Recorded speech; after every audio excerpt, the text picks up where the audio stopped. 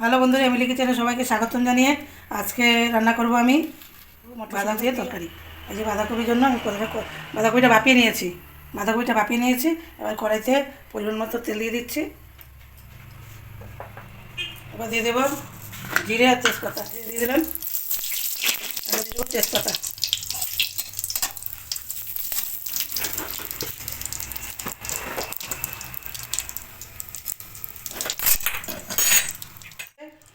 একটা টমেটো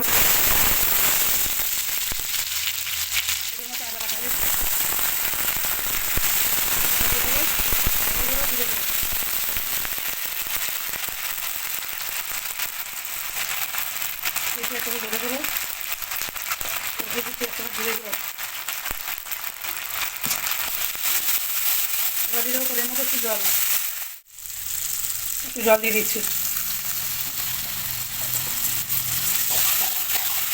রান্না করবো, একটুখানি শুকনো লঙ্কা দেবো খালি রং হওয়ার জন্য, একটু কাশ্মীরি লঙ্কা দিয়ে দেবো একটু রং হওয়ার জন্য।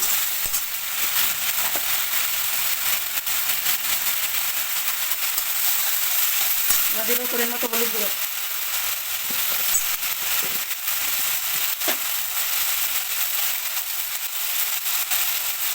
এবার মশলাটা থেকে টমেটোটা গলিয়ে নেবে। আলুটা একটু ভাপিয়ে দিয়েছিলাম, আলুটা এবার এখন দিয়ে দিচ্ছি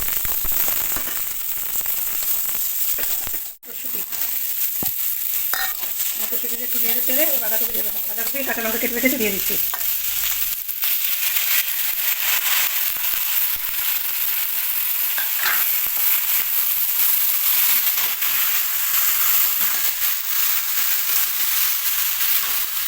লবণ দিয়ে ঢেকে দেবো। লবণ দিয়ে দিয়েছি, এবার নেড়ে চেড়ে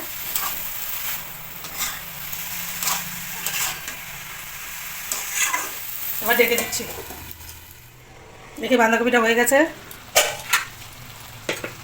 এবার নেড়ে দেবো, ধনে পাতা দেবো আর একটু চালের গুঁড়ি ছিটিয়ে নামিয়ে নেবো। এবার দিয়ে দিচ্ছি ধনে পাতা কুচি, বেশি করে ধনে পাতা দিলাম, খেতে ভালো লাগবে। তোমার চালের গুঁড়ি দিয়ে নামিয়ে নেবো। চালের গুঁড়িটা দিলে বাঁধাকপিটা খেতে ভালো লাগে, একটু আঠা আঠা হয়, দলা দলা হয়ে যাবে। চালের গুঁড়ি দেওয়ার জন্য বাঁধাকপি আবার নামিয়ে নেব। নিরামিষ বাঁধাকপি আমার রান্না হয়ে গেছে। এইভাবে মটরশুঁটি আলু আর বাঁধাকপি দিয়ে রান্না করছে, কাঁচা লঙ্কা দিয়ে। নামাবার আগে একটু ধনেপাতা আর চালের গুঁড়ি ছিটিয়ে নামিয়েছি। এইভাবে বাঁধাকপি রান্না করলে খেতে খুব ভালো লাগে। যদি ভালো লাগে তাহলে লাইক কমেন্ট শেয়ার করে পাশে থাকবেন।